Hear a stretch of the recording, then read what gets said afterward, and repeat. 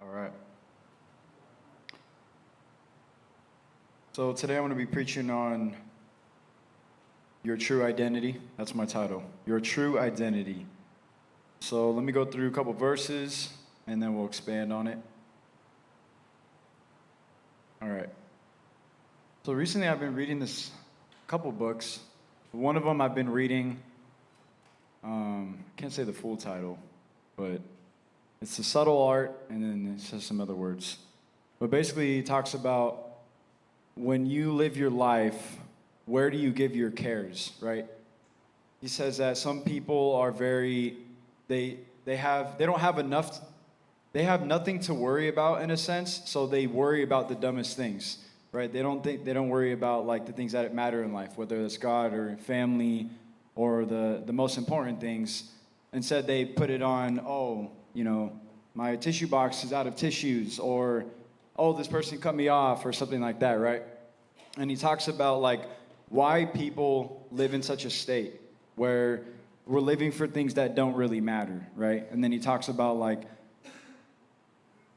when you live your life, it's also kind of on that leadership pain book that Pastor talked about. It's like, when you live your life, what are you defined by, right? Are you defined by, all these external things, or are you defined by what you suffer for or the things that you go through pain for, right? So we're going to talk about all this and how it kind of relates to your true identity in God and why things bother us and why things don't bother us. So I'm going to read Romans 8:31-39. What can we ever say to such wonderful things as these? If God is on our side, who can ever be against us? Since he did not spare even his own son for us, but gave him up for us all, won't he also surely give us everything else? Who dares accuse us whom God has chosen for his own? Will God? No. He is the one who has forgiven us and given us right standing with himself. Who will then condemn us? Will Christ? No. For he is the one who died for us and came back to life again for us and is sitting at the place of highest honor next to God, pleading for us there in heaven. Who then can ever keep Christ's love from us? When we have trouble or calamity, when we are hunted down or destroyed, is it because he doesn't love us anymore? And if we are hungry or penniless or in danger or threatened with death, has God deserted us, right? So I'm going to continue, but I'm going to expand for a minute. So when you read these kind of questions, right, who then can ever keep Christ's love from us? When we have trouble or calamity, is it because he doesn't love us anymore, right? God's people say that a lot. Oh, God doesn't love me, or why did God let me go through this or that, right? And that's a natural response, right? In a humanistic mindset, if let's say I have a friend with me and we're hanging out, me and my best friend, and we're walking along somewhere, and all of a sudden somebody jumps me and I get severely beat up and I go to the hospital. My natural humanistic mindset is going to be like, friend, why didn't you protect me, right? So this is how we kind of think about with God. But God thinks on such a larger view that we can't really fathom, right? We don't understand. So in our humanistic mindset, we're thinking, God, why did you let this happen to me? When I was going through trouble, when people were trying to hurt me, this and that, where were you? These are the questions that we naturally ask. And, that's, as humans, we have emotions that God gave us. So these things naturally bubble up inside of us, right? But we have to go beyond that and understand, we have to understand why God allows these things, right? And let me continue. 36. No, for the scriptures tell us that for his sake, we must be ready to face death at every moment of the day. We are like sheep awaiting slaughter. But despite all this, overwhelming victory is ours through Christ, who loved us enough to die for us. For I am convinced that nothing can ever separate us from his love. Death can't and life can't. The angels won't, and all the powers of hell itself cannot keep God's love away. Our fears for today, our worries about tomorrow, or where we are high above the sky or in the deepest ocean, right?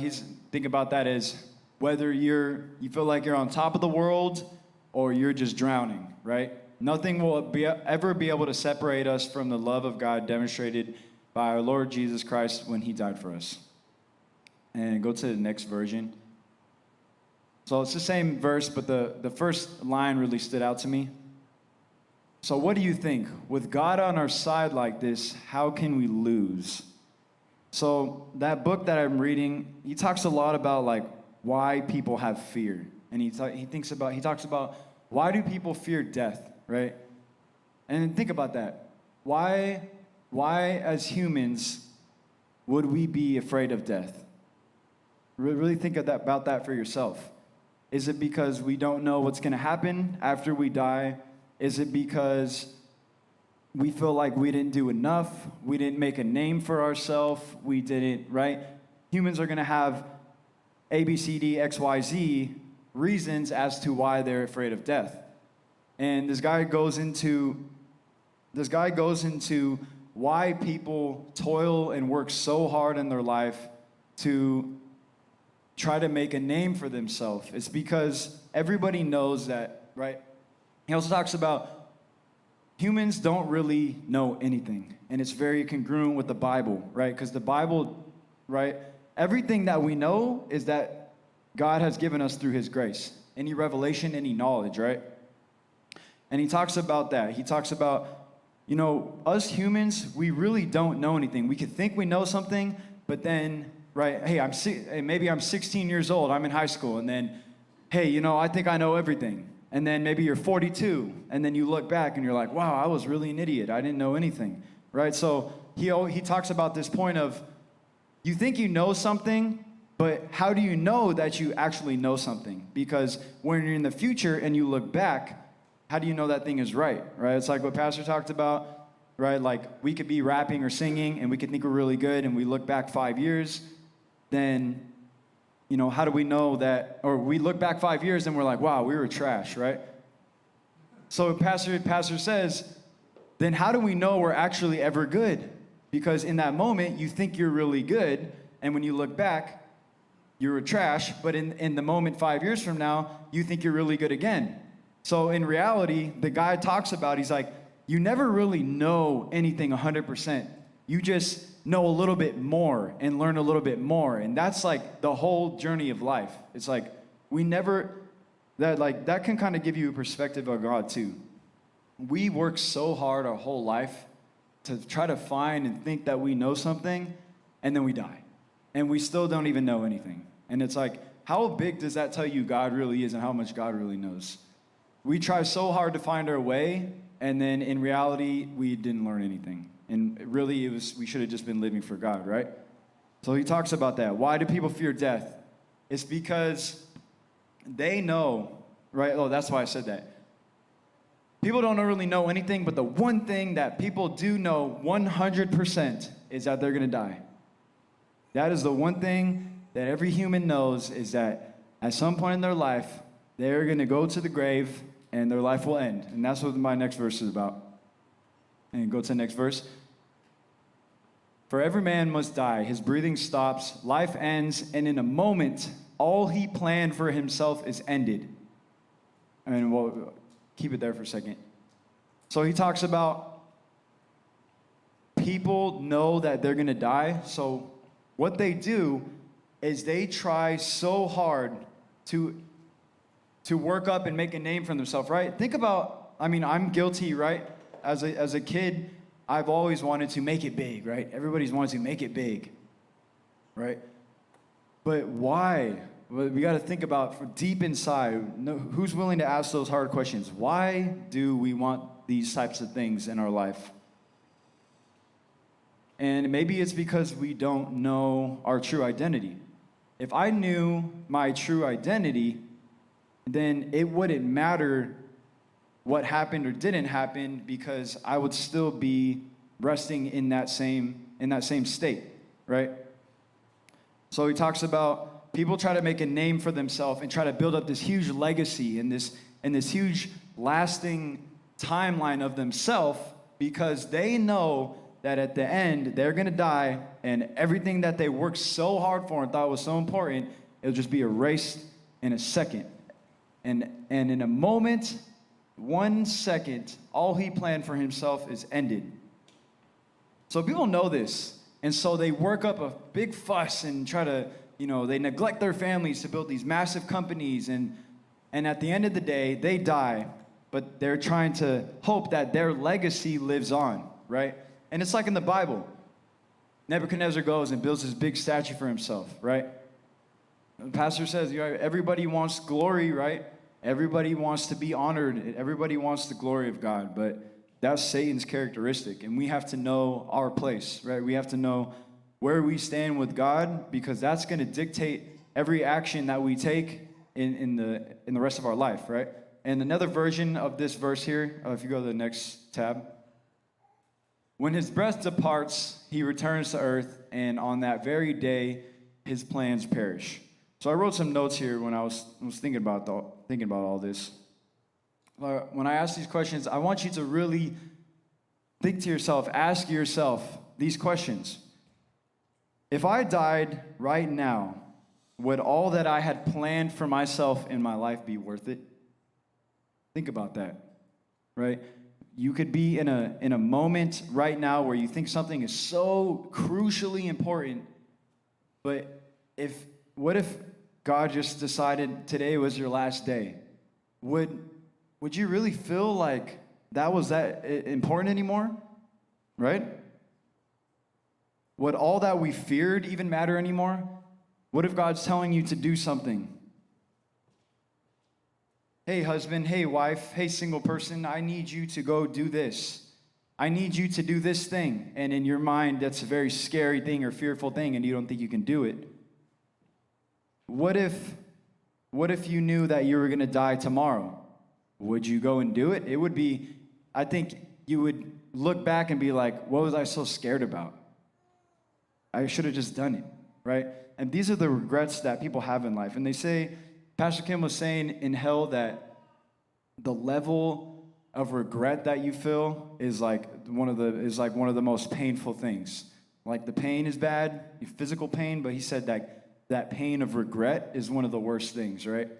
And I think we have to act on that in a sense. Like if God gives us a command and God tells us to do something in this life, that should be our first and foremost, most critical thing that we need to take care of, because what else really matters, right? And that's what our true identity is really all about, is who am I in God, right? And people just talk about this like it's just common knowledge, but they don't even know what they're talking about. When somebody says, I am a child of God, right? Are you really? Because all of a sudden, something happens in life that's so horrible, and all of a sudden we're asking where God is, right? Why? That's because we don't know who we are in God. That's the cold truth, is that if I knew I was a child of God, you got to think. Let's get a little deep here. I have my external being and I have my internal being, right? I have my spirit inside of me, and then I have my flesh, my skin, my bones, my muscles, my hair, everything, right?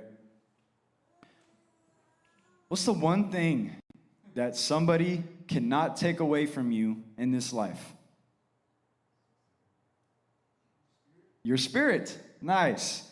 Nobody can take away your spirit, except, here's the crazy part. God will tell your spirit where to go at the end of your life. But the choice of where your spirit goes in this life is up to you. So the only person that can really destroy your spirit in this life is you. But on the flip side, who can take your flesh away? Anything. Anybody or anything in this entire world can take your flesh away. I could fall off this stage and break my neck, and I'd be in the hospital, and my whole life would change. Someone could get a saw and just saw my arm off, and now I would have no arm, and I'd be in a lot of pain. I could go outside and get hit by a car. I could get shot. I could be walking home. I could take Bart to an A's game, and someone could just shoot me in the head, and I could die. Just like that. But that takes my flesh away. But who can take my spirit away? The reality is nobody can. And that is what, and when you think about that, when somebody says, I am a child of God, they are rested in the fact that Go ahead. Take away everything that I have. Take away all my clothes. You could even kill me. I know that you cannot touch my spirit. That, if you really think this gives me the chills just thinking about it. That's true power. And that's what Jesus knew. Jesus knew this power because he lived that power. He knew, look, Satan, you could take me to this highest mountain and tell me you can give me all this, but that doesn't do anything for my spirit. You can give me food, doesn't do anything for my spirit. You can kill me, doesn't do anything for my spirit. You took my flesh away, but my spirit belongs to God. As long as I am living right, then where are we fearing death, right? And death is not just, planted in the ground, I'm dead, bury me 6 feet, right? Death is anything in life, like it says, troubles or calamity, right? Anything that you perceive in your mind as something bad that's happening to you, why are we afraid of it? It doesn't touch our spirit, right? Jesus got, lashed so many times with those metal claw things. Anybody that's seen the Passion of the Christ, they know. And Pastor Kim, the Lord told Pastor Kim that Passion of the Christ movie is actually very accurate. So those claws, they ripped his flesh, right? He's all split open, bleeding, spitting on him. But he knew in his mind that none of that could take away his spirit and his relationship with God.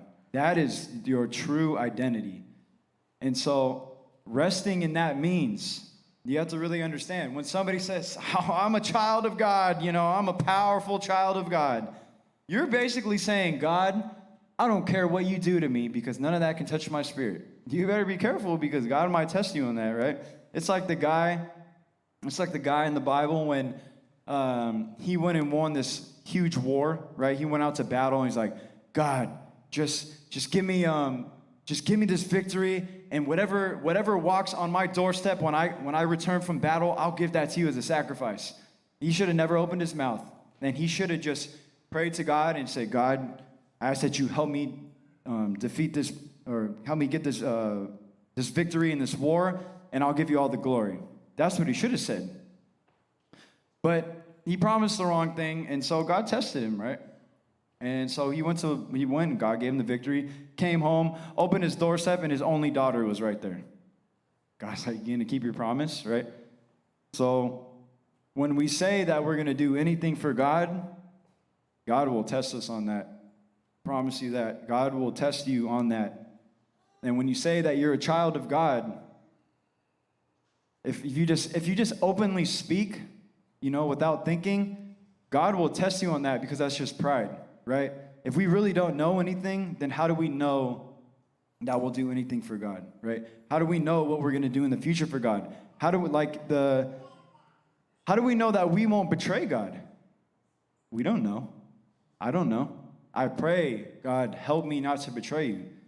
Because if I think I know something now, and if knowing this fact that if I think I know something now, and in the future I look back and I don't really know anything, then how can I be so sure that, I'm not going to betray God? How do I know and look back in 5 years and be like, wow, I betrayed God? How do you know? You don't. So it's better to just stay neutral, right?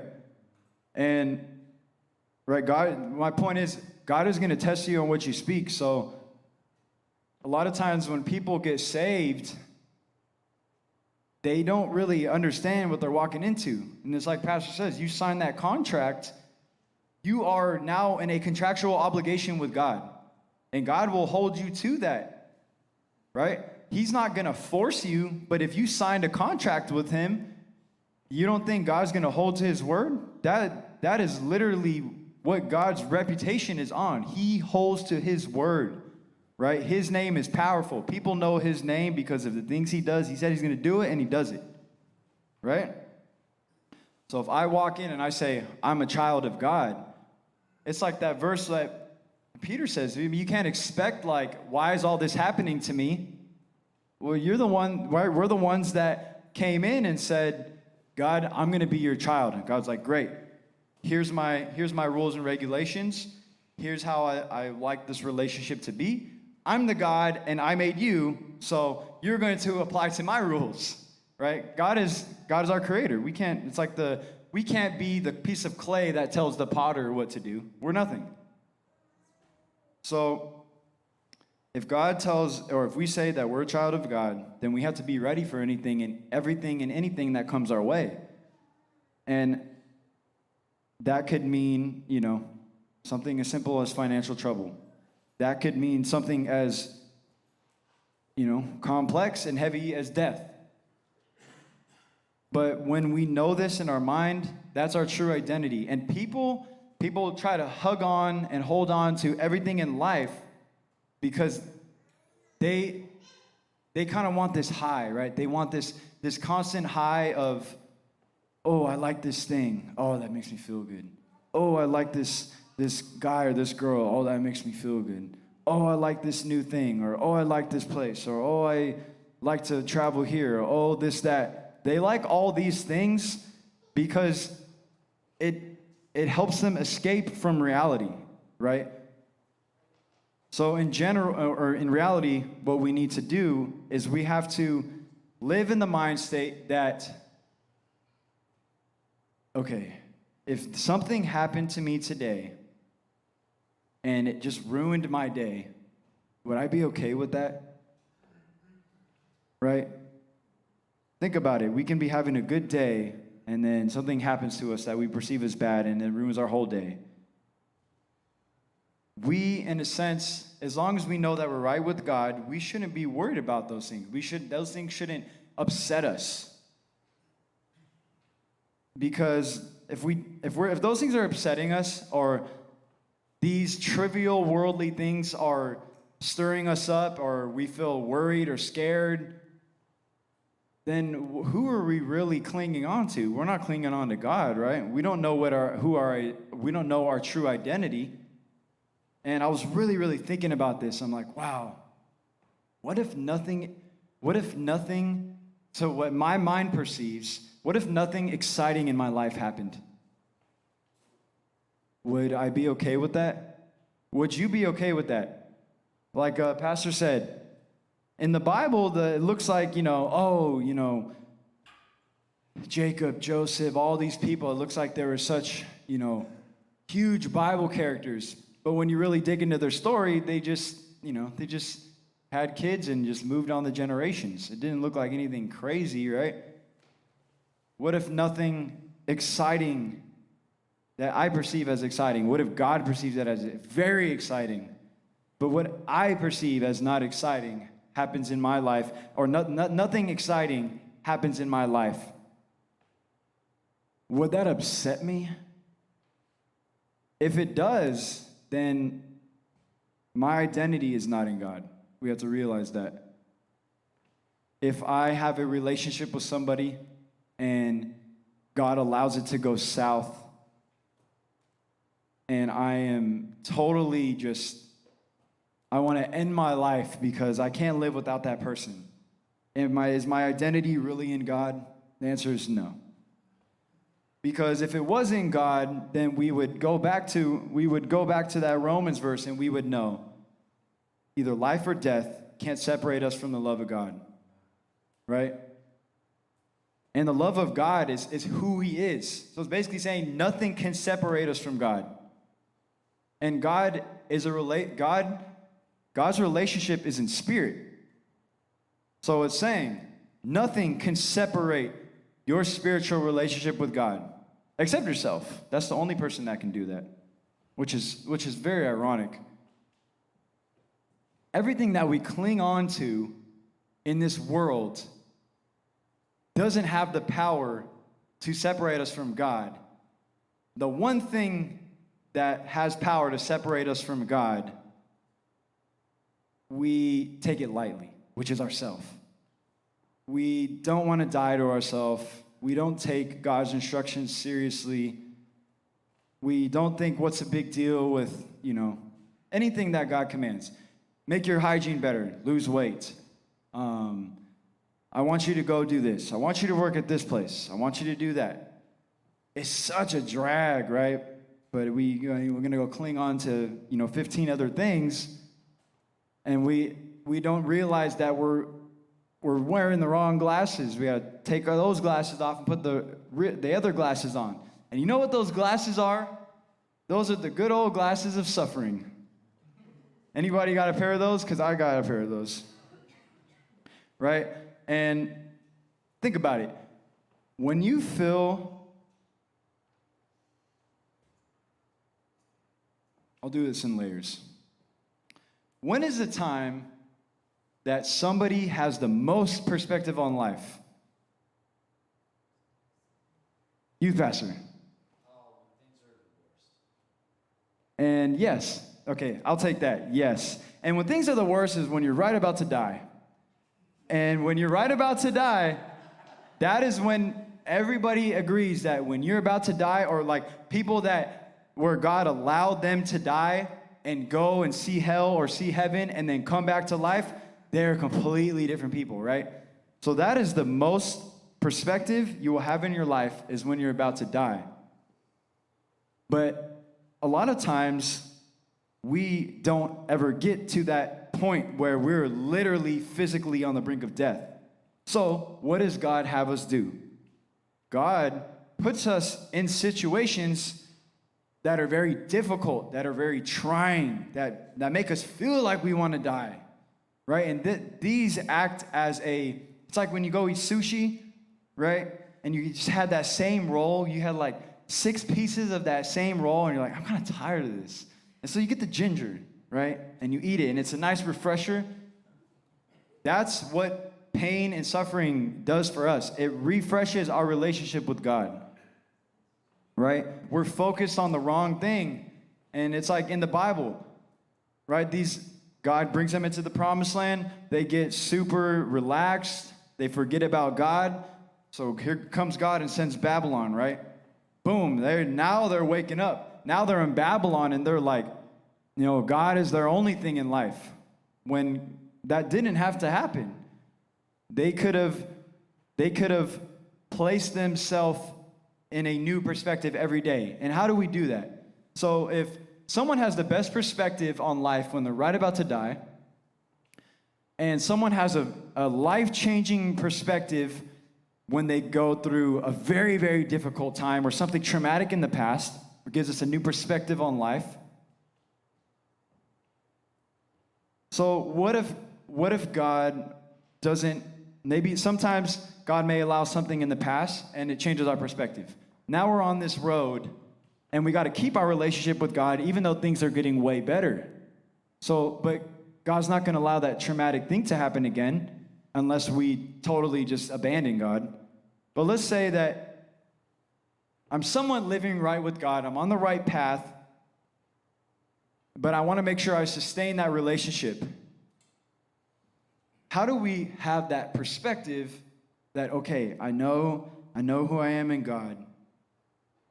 I know this is what life is really about. This is what's most important. You have to die to yourself, right? And God is he's a genius. He works, like rappers that have a lot of punchlines and puns, or like people that are really good with dad jokes, like Will, have a lot of good punchlines, right? And they have a lot of good dad jokes. They're kind of witty and clever.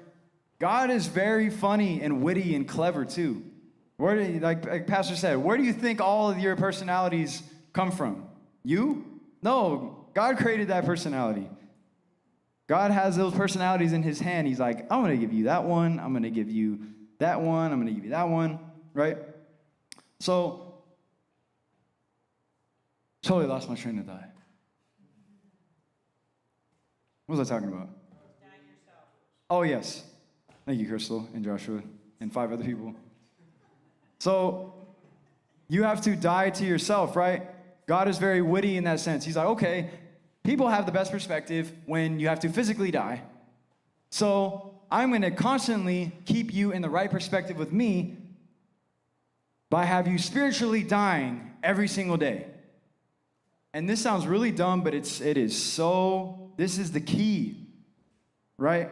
It's like David said, discipline me in measure So that, because if everything comes on me all at once, you're going to kill me. Right? It's like, if I don't take these little things seriously,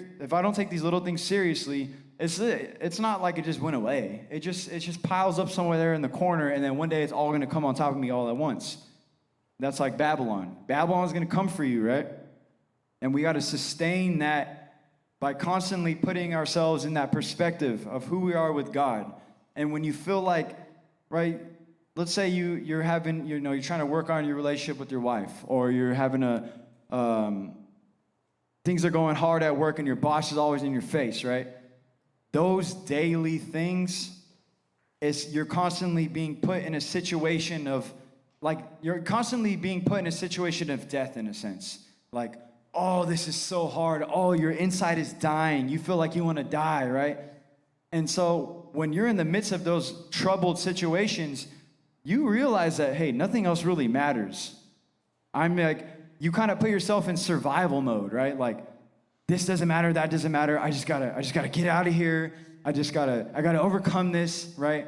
God wants me to do this. Okay, I really gotta focus on this because I want to get the heck out of here, right? This is our mindset, right? And God kind of wants us to live in that, constantly in a mindset of pain and suffering. That's the reality.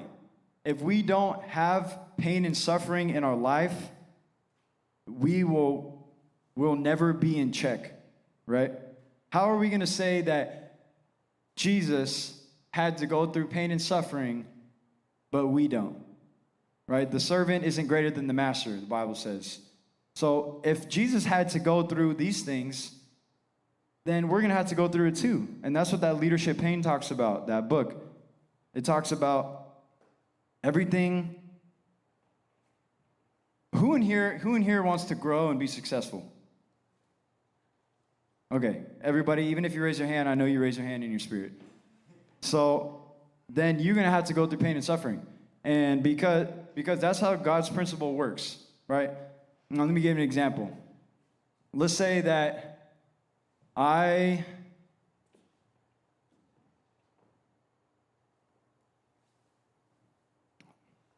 Let's say that I had, in the past, an abusive relationship, and things went just horribly, something that's out of a nightmare, right? Now, when I fast forward 10 years from now, I look back. Do you think that experience, while it did hurt at the time, did it make me a better person of who I am today? Do I have a different perspective on how I view life? The answer is yes, because it's like when you try to find a diamond in the ground. Let's say I'm up here, and the diamond is all the way down here. I gotta dig down into that ground, which is a bunch of pain and hurt, and I gotta get an axe, a pickaxe, or some like heavy-duty machinery drill, and drill into rock hard, just like sediment, just super hard rock and land and earth to get down to that diamond. That's like our life. God's gonna allow pain and suffering in our life so that he can clean all that mess and layers of sediment and crap off of us, so he can make us into who he wants us to be, and so we can have that right perspective on who we are in God. And here's the key, though. It's not always about us, though, right? So God wants to cleanse us and take us to a place so that we know who we are in God. Why? So that we can help other people, right? And this is a stumbling block for a lot of people. Is you have some trauma in the past. God, why weren't you there for me? Now, in a humanistic perspective, this can be a valid question, but in God's point of view, it's an invalid question, because God's like, you don't see the larger picture. This hurt and this trauma that you went through, fast forward 10 years from now, you can now help somebody. And I promise you, there's many, many hundreds of thousands of people that have gone through the exact same thing as you. And they come into this church and they're just broken. They don't even know God. They're lost. They don't know what their real identity is. They're helpless. But then you come along and God's working through you. And you tell them your testimony. Hey, you can make it out alive. That is some serious power right there. When you can tell somebody that you've been through something and you made it out alive, why do you think like YouTube and books and documentaries are such a huge thing, right? About like, let's say there's a documentary about like Michael Jordan, or a documentary about Elon Musk, or a documentary about Bill Gates. Why do people flock to those things and are so attentive? It's because they're like, maybe I can find the answer key. Maybe I can find out how they did it so then I can do it. Right? And that's just on an earthly perspective. But if somebody comes in, right, this is how people think. Okay, I went through this very traumatic thing. I got nothing left in my life. I'm totally broken. I'm in despair. Right? It's like in the movies. The atheist doesn't believe in anything, but then, he gets hit by a car, and now all of a sudden he's asking God to save him, right? This is how God works a lot of times. He has to put people in those dire situations. Why? We just learned about this. Is so that we can get a fresh perspective on life. God's like, right? He's hitting you. Hello? What really matters here, right? And so you wake up and you're like, I gotta go to God. And so you come to God. And it's like God can be like an Elon Musk or like a Bill Gates. Oh, I've heard, like a Bill Gates. Oh, I've heard he built this great company and he started in his garage and, what was his daily routine that he used to do? I want to try to copy that. Or, what's Michael Jordan's workout schedule? Like if I'm a person that wants to make to the NBA, what's Michael Jordan's workout schedule? Or how many shots did he shoot a day, right? People are looking for that secret, that sauce that they can take and now run with it and to have that same success. People look at God like that. I've heard God has done this and this to this person, to this ministry. This person got their legs healed. This person got their eyes open and they were blind physically. This person, this person was this and this type of person, and right, this person was a prostitute, and now they're a woman of God preaching all over the world, saving millions of people. Right? This is God's business, right? People look at God like that. What's that secret sauce that I need to get to that so I can get to that spiritual successful place where I'm healed and I'm healed of my wounds and I'm walking in the power of God and now I can go help people. People come like that. Who are we to say, right? Everybody that's a Christian in this world wants to say they want to help people, right?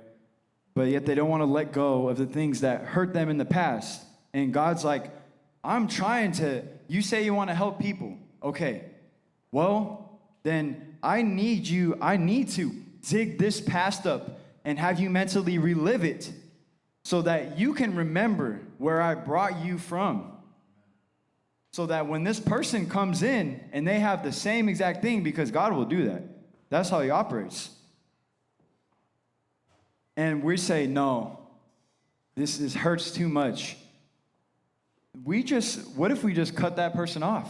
How do you know that, right? And this is what Pastor also put a book about the fourth dimension, about the biggest church in the world, the guy in Korea, Pastor Yonggi Cho, or something like that. His perspective is very eye-opening and different than what I have always thought about God. And he says, does God need us as a physical human being? No. But God does work through us. So he needs our cooperation, right? And the reason why God does this is because he gives us free will. And so it aches God's heart when a son or daughter of God comes in, and he wants to use you with that same hurt. And he's trying to connect you like a puzzle piece to this person for healing. And you refuse it, or you might not even see, this person might not even be in your radar because you're so consumed with yourself, all this hurt, all this trauma, not even realizing the point of the hurt and trauma that you went through. Why? What's the focus or what's the purpose of why God put you through that? It's not for yourself. It's for another person. God, all right, think about this. Why does, right, someone like me, I'm young, God comes and raises me up, blesses me, and does all these things. Is it so I can be this cool person? No. It's so that God raises us up so we can be in a position now standing firm, knowing our identity in Christ, so that we can help other people. Right? And what'll happen if we don't get this right is it's going to be like Elder Sarah's skit, where the person gets the crown, right? God can raise you up or bring you into this ministry, and he may not raise you up with the title just yet, but what if you coming into this ministry is being raised up, if you didn't know that already? You coming and sitting in the house of God, in God's presence, that is being raised up. God picked you to be here. That is, in my eyes, God just gave you a massive pay raise and position just to be sitting in this seat, right? He just said, come on the roller coaster, we're going to heaven.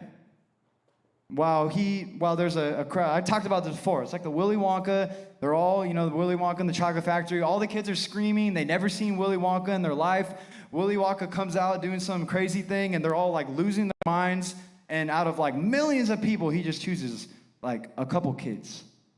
And I bet you all those other kids were just wishing that they got picked by Willy Wonka. That's like God. But the people, they don't know that. But we should have this perspective. Wow, God picked me to be here. And if we know that if God brings me here, right? Okay, let's back up. God raises people up to be stand and firm and planted. Why? So they can look cool and be planted like a statue? No, it's so that now when troubles and things come your way, they don't shake your leadership foundation. Because if a leader falls, everybody under them is going to fall. Right? Take out the head, the flock scatters, right? So God has to make sure his leadership is planted and firm and steady so that when people start getting added under them, and while people are under them and they're still in leadership position and a massive hurricane storm comes their way, they're not going to fall on their face and now all the sheep are scattered. So that's the first thing. God raises up to take care of people. Now, God brings you here, and somebody comes in your view, and you hear that they went through this thing, and I went through this thing too, But at the same time, I don't want to talk about it. I want to black it out of my mind, because if I had to relive that in my mind, that's like hell. I can't go through it again. That is so selfish. I'll just tell you that right now. That is very selfish, because if you're in this church, if you are a Christian in general, no matter where you are in the world, you have to know that when you sign that contract with God, you are now in a contractual obligation to save souls. And if God brings somebody to save a soul, but you don't want to bring it up because it hurts too bad, you are now breaking that contract with God. What do you think is going to happen? You know what God's going to do? God's going to bring pain and suffering and calamity and troubles to bring you to that near-death experience, whether it's spiritually or physically, so that you can open your eyes and be like, oh, what am I doing? What am I living for? What's my purpose in life? Oh, yes, my true identity. That's right, I'm living wrong. So that you can now receive this newcomer who's hurt and broken and bruised and doesn't know the answers, but heard God can do this and that. Well, when somebody walks into the church and they're like, oh, I heard God is the God of this and God can do this and heal this and that person that they're talking about is right inside of you. You have to realize that. God does those things through people like us. How does God save people? Through people, through humans that are just totally messed up like us. But that's how God works, because he works on free will. So God does not need us, but he needs our cooperation. And there's the sad part is, what'll happen is God's like, look, I'm not going to force you, but I do need your cooperation. But then again, if you're not going to listen, I got 7,000 other prophets out there that don't worship Baal, like in the Bible, right? I got, and nowadays, man, I got 1 billion people out there that'll be more than happy to come and dig in their wounds and trauma and relive it mentally so that when this person comes in, they can help them. God's like, I got 1 million other people. I got 1 billion other people just like you. Don't think that you're something, right? I can use anybody else, right? God can take that crown and put it right on somebody else. And in order to even sit in a blessed place like this where you can experience the presence of God, I mean, that is, what's more raised up than that? I mean, that's like the ultimate position and title you could ever get, is a child of God, right? People think like, oh, this and this. God gives authority and titles for there's order in the church. But the best title you can ever have is not CEO. It's not professional athlete. It's not LeBron James. While we think those things are nice, and they can be blessings, yes. But the best title you can ever have in your life is child of God. Because that title cannot be taken away. Think about it. Every title given in this world can be stripped away in 1 second. Let's say I'm LeBron James, NBA All-Star athlete, break my leg. Who am I now? I'm some washed up NBA player that now sits on the couch and wishes he could play, right? I am senior pastor of some ministry. I do something stupid, have some affair, and then my whole ministry goes to flames. Who am I now? My title is gone. I am a race car driver. I get in an accident. Who am I now? I'm nobody. I'm dead. Right? Just a little humor. Dry humor. That's my favorite. Right? But seriously, though, think about it. Every title in life can be taken away. God gave me a title here. Is it permanent? No. God can take it away from me in 1 second. And then, but what if God gave you a title, or made you CEO somewhere, or gave you $1 billion? Your life's complete, right? No. What if, okay, let's say God gave you those things, and now you're in that place, and then God takes that away from you. Does it affect you? Do we feel empty and dry inside? Do we have a midlife crisis? If you do, then we don't have our identity in God. Who's seen the movie $1 Million Baby? Okay, well, if you haven't seen it, sorry, spoiler alert. Too bad. So there's a girl boxer. She's in movie terms, she's white trash. Nobody wants to train her because she's a woman. Clint Eastwood picks her out, trains her, becomes this world-class athlete, travels all around the world, right? At the end, I won't spoil it too bad. At the end, something happens. She gets severely injured to the point where she's not even, there's no possible way she'll ever box again in her life because she's a boxer.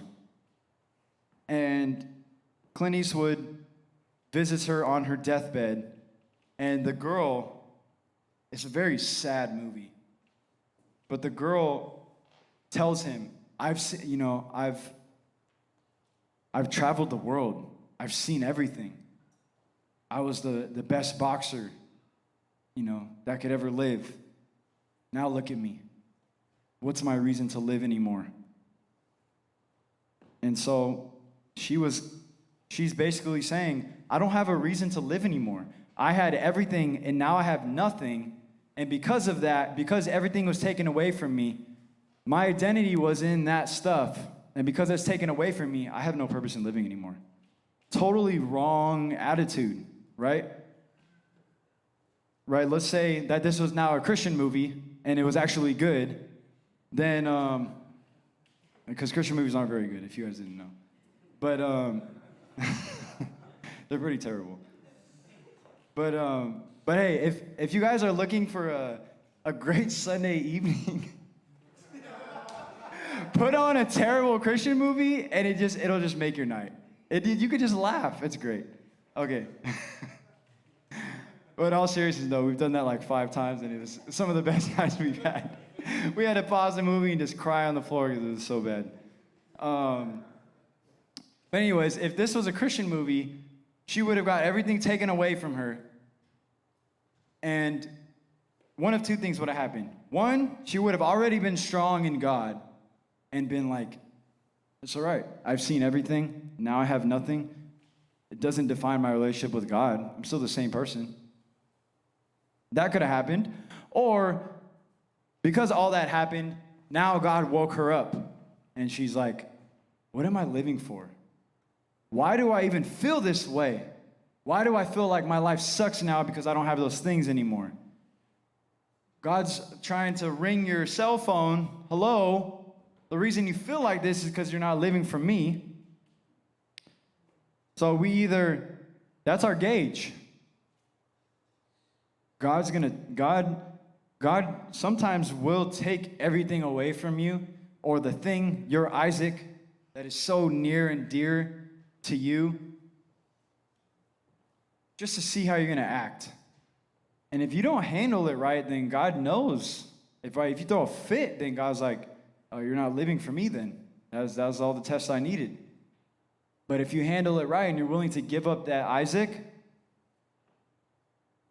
God may or may not give it back to you. What if he doesn't? You can't just, give up your Isaac just because you know God's going to give you it back. What's that going to do? Then you're really not giving it up because the decision's in your heart, right? You either let it go or you did it. There's no gray area. That's a lot about life I'm learning now too. It's either sometimes there is gray area, but a lot of times when it comes to choices, it's either you want to do it or you don't want to do it. If somebody lags on something, why are they lagging? It's because they don't want to do it. Why do people lag on homework? Because they don't want to do it. God gives you a homework assignment and tells you, my son or daughter, I want you to do this, I want you to do this, I want you to do this. We lag because we don't want to do it. That's the reality, right? We got to change our thinking. Why am I even on this earth? It's so that God can cleanse me out, raise me up to stand firm, so now I can have others come under me so I could save them. God saves them through me. Those people get saved. Now they're here. Those people go through the same process. Now those new people come in. Those people that are under me, they had something that they went through, save those people. And now you have a harvest, right? This is the business of God. This is his profit, it's souls, right? So when we think about, right, sometimes I think it's healthy to have a good dose of just sit down. Maybe you went through something hard. I think those are your defining moments in life. It's when something really bad happens. Don't just be like, oh, I got to get rid of it. Just soak in it for a minute. Just sit in it for a second. How am I feeling right now? Why do I feel this way? This is good, or is this bad, right? We should kind of reflect and be like, okay, that was bad. Maybe I'm not living my life right. Or maybe this is happening for a reason. It's okay that this happened to me, because even if I got, even if I lost my arms and legs, it still didn't touch my spirit. That's what's most important, right? So you gotta think, I talked about this before, but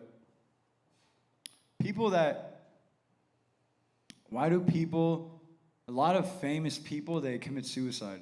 And I always thought about this, like, why? They have everything. But at the same time, they found out that everything does not define them. And when they realize that they're at a point in life where they have everything and they feel the exact same as they did when they had nothing, then they realize, well, then what's the point of life? I've had everything, I've had nothing, I've had fame, I've had no fame. And I feel the exact same. I was having who was it? We were talking with somebody like, oh, what do you think this person's doing right now? Some famous person. I'm like, I don't know, they're probably sitting and playing a basketball game just like us. They're just famous. This is the same exact person as us. People just recognize them. So they're really just the same person. It means nothing, right? That's just, sometimes I think those hard questions and those hard conversations with yourself are some of the most life-defining moments. When you could sit down and ask yourself, what am I really living for? What do I define myself in? Why am I so scared? Why am I fixated on what people think about me? Right? When you start asking yourself these hard questions, or you ask them to God, God's going to answer you, because God wants those questions to be answered. He wants you to know those hard things about yourself so that you can fix yourself, be firmly planted, and now because of you doing that, you're cooperating. God can use you to save those people. Amen? Amen.